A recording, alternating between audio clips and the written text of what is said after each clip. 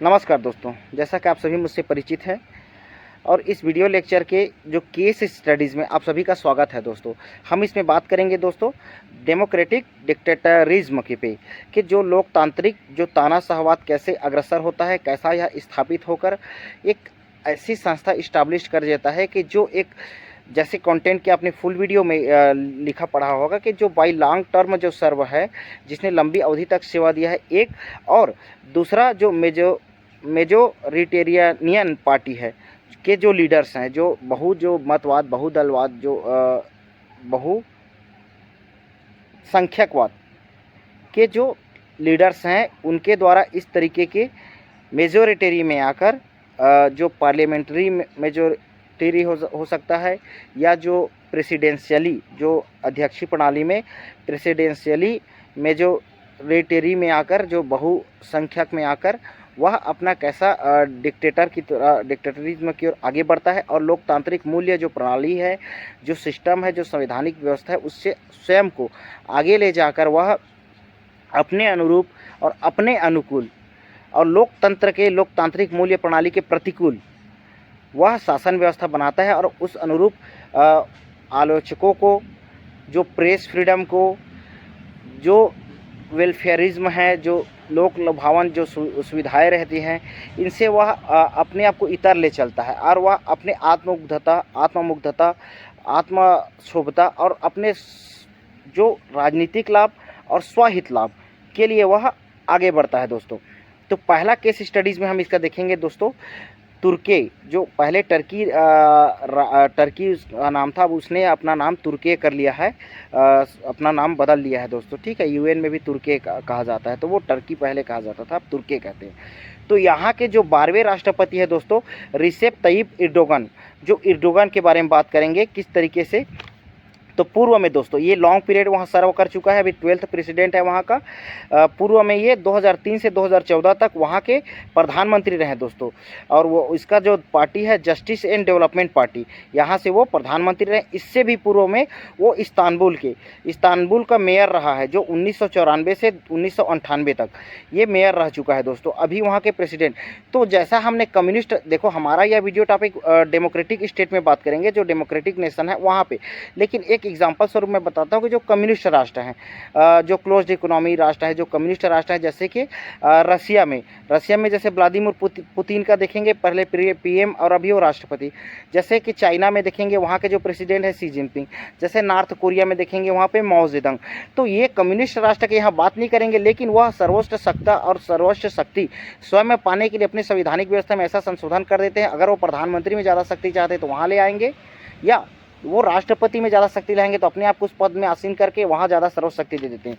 तो ये लोकतांत्रिक प्रणाली में भी ऐसा हुआ है दोस्तों कि वो जहाँ ज़्यादा शक्ति सर्वशक्तिमान रहेगा, जो संसदीय प्रणाली में जहाँ से ज़्यादा पावर आता है और जहाँ से लॉ एंड ऑर्डर में उनको वर्चस्वता मिले, सुप्रीमेसी मिले, जिनका हेजेमनी बना रहे प्रधानता, तो वहाँ उस क्षेत्र में और उस शासन व्यवस्था में और उस पद में, उस कुर्सी में जाकर बैठना चाहता है। तो ये तुर्की का जो बात कर रहे हैं हम, एर्दोगन पूर्व से वहाँ के जो राजनीतिक संस्था में, जो वहाँ के जो शासन व्यवस्था में महत्वपूर्ण पद में आसीन रहा, अभी अपने आप को 12वें राष्ट्रपति के रूप में रखा है एक। अब यहाँ तो ठीक है, ये तो रहा है मेजोरिटी में, तो किस तरीके के यहाँ चैलेंजेस हैं, तो वहाँ के अभी दोस्तों जो लोकतांत्रिक संकट, जो डेमोक्रेटिक संकट, जो मानवाधिकार को जो कुचलने के आरोप लग रहे हैं, प्रोटेस्ट जारी है दोस्तों तुर्की में। और जो वहाँ अलग मूवमेंट चलता है, जो ईरान और इस क्षेत्रों में लेकर कुर्दिस्तान वाला, वो अलग है। बाकी ये हम देखेंगे वो तो मूवमेंट अलग ही है कि कुर्दिस्तान जो राष्ट्र के लिए, लेकिन है कि लोकतांत्रिक जो मानवाधिकार, जो ह्यूमन राइट्स को लेकर यहाँ पे लगातार चैलेंजेस बने हैं और ये न्यूज़ पे चला आ रहा है दोस्तों कई बार। अभी इलेक्शन ह्यूमिलेशन पे रिसेंट 1 डे पूर्व का है, इलेक्शन ह्यूमिलेशन पे तुर्की के जो प्रेसिडेंट एर्दोगन पे आरोप लगे हैं, और ऐसा वहाँ पे चल रहा है। इस तरीके के जो इश्यूज लगातार जो बनी हुई है दोस्तों। हम इस पे दूसरे पे बात करेंगे दोस्तों। दूसरा डेमोक्रेटिक स्टेट है इज़राइल के वहाँ के प्रधानमंत्री की बात करेंगे, बेंजामिन नेतन्याहू, कि किस तरीके से ये डेमोक्रेटिक डिक्टेटरिज्म की ओर आगे बढ़ा है और एक तानाशाहवाद का अग्रपंक्ति वेनगार्ड की भूमिका निभा रहा है। और वहाँ जो आरोप लगे रहे हैं इंटरनेशनल मीडिया पे और वहाँ के स्थानीय मीडिया से लेकर दोस्तों, ठीक है दोस्तों। तो ये सर्व करा है, देखेंगे तो 1996 से 1999 तक रहा, फिर अगेन ये 2009 से 2021 तक, और फिर 2022 से अभी तक ये वहाँ के प्रधानमंत्री हैं, बेंजामिन नेतन्याहू, कहाँ के, इजराइल के। और ये लिकुड पार्टी के जो चेयरमैन हैं, अध्यक्ष हैं वहाँ के, लिकुड पार्टी के, इजराइल के। ठीक है दोस्तों।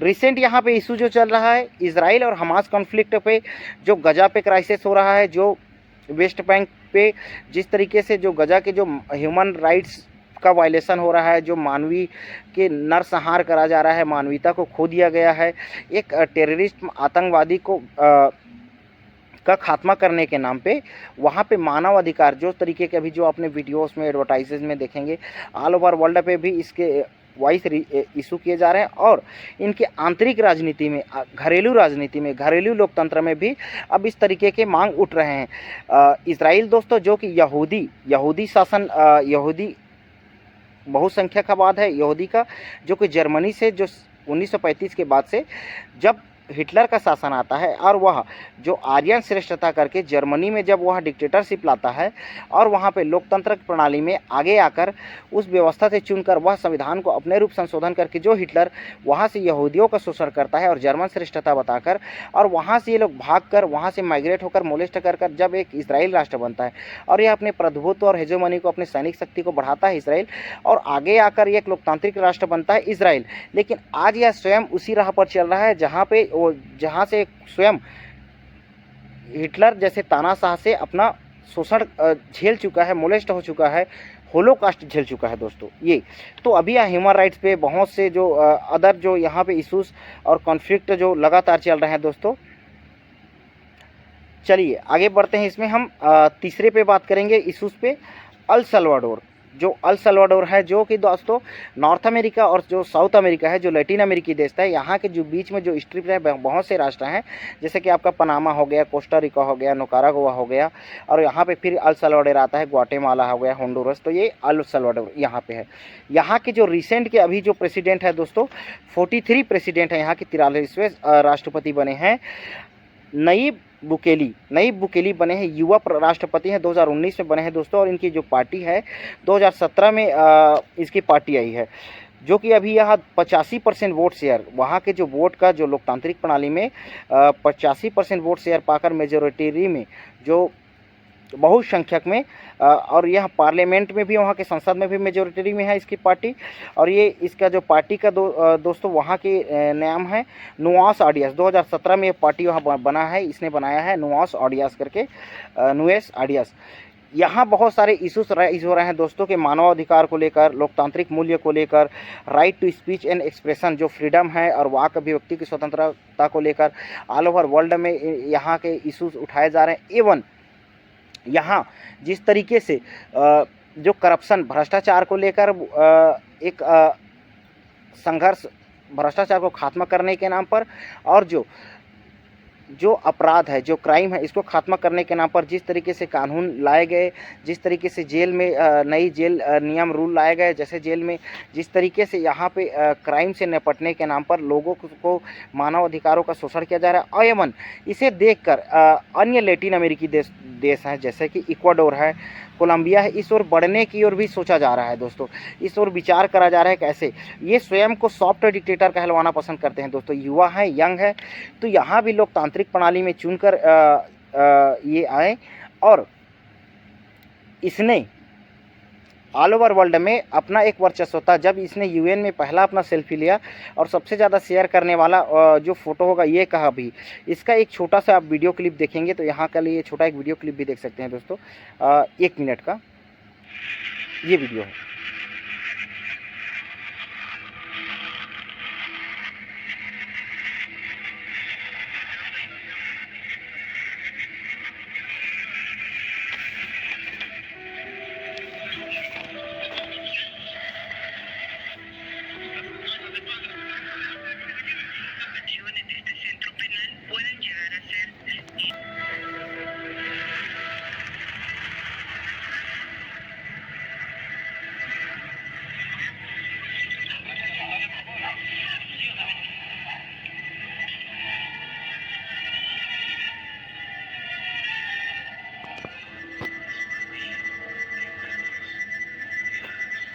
तो ये वीडियो रहा।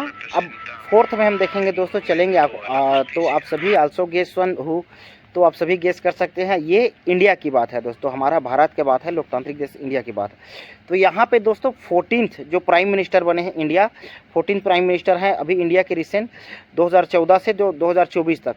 इसमें इशूज जो उठाए जा रहे हैं। एवं इससे पूर्व में 1974-75 में भी इंदिरा गांधी कार्यकाल में जो इमरजेंसी के पीरियड में भी इस तरीके से थे इश्यूज़, लेकिन उस टाइम हमने नहीं था। अब जो पॉलिटिकल साइंस में जो थ्योरीज़ हैं, रिसर्च है, काफ़ी आगे बढ़ गया है। तो नए इश्यूज़ रिजॉल्व को अभी जो रिसेंट का हम चर्चा करेंगे दोस्तों। तो इसमें कि दोस्तों 14 प्राइम मिनिस्टर है हमारे, 14 प्रधानमंत्री नरेंद्र मोदी के जो नेतृत्व में, जो 2014 से 2024 तक अभी तक वही प्राइम मिनिस्टर है। एवं इससे पूर्व में वो चीफ मिनिस्टर रहे गुजरात के 2001 से 2024 तक। ये सदस्य भी हैं दोस्तों, और जिसका लीडर भी हैं, एक सदस्य हैं आरएसएस के, राष्ट्रीय स्वयंसेवक संघ के, और राइट विंग हिंदू नेशनलिज्म स्वयं को कहलवाते हैं, इसके सदस्य हैं। जो दक्षिण पंथी जो हिंदू राष्ट्रवादी राष्ट्रवादी संगठन के रूप में स्वयं को सदस्य मानते हैं। एवं ये बीजेपी के मेंबर हैं, और रिसेंट अभी प्रधानमंत्री हैं उसके लीडरशिप में, बीजेपी के जो पार्लियामेंट्री जो मेजोरिटी में हैं। यहाँ पे दोस्तों पूर्व में भी इनमें जैसे 2002 के जो गुजरात राइट्स हैं दंगे पे इनके इशूज़ हुए, और अभी रिसेंट पे देखेंगे हम लोग गोधरा कांड पे वाले में थे। अभी रिसेंट में इशू में बहुत सारे जो इशूज़ आ रहे हैं, जिसमें कि जो माइनॉरिटीज़ है, जो अल्पसंख्यक है, इनको शोषण करने पे, मोलेस्ट करने पे, एक बात को लेकर।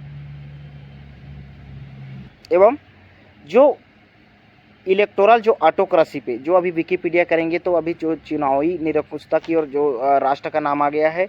एवं इंस्टीट्यूशनल ऑटोक्रेसी पे, जो संस्था को निरंकुशता के और निरंकुश की और अपने स्वहित स्वलाभ के लिए उपयोग करने का जो लगे आरोप हैं। एवं ह्यूमन राइट्स के जो, जैसे अभी मणिपुर का जो इशूज़ है, जो वायलेंस मणिपुर में जो मानवाधिकार को लेकर हिंसा जो संघर्ष चल रहे हैं। रिसेंट अभी लद्दाख का इश्यूज़ देख लीजिए कि जो सोनांग वांगचुक के द्वारा अभी 21 दिन का वहाँ पे क्लाइमेट फास्ट रखा गया, क्लाइमेट उपवास रखा गया। इसके बाद से अभी उनके द्वारा जो थांगचांग यात्रा निकालने की बात करा गया था, और ऑल ओवर इंडिया पे उसने अपील करा था।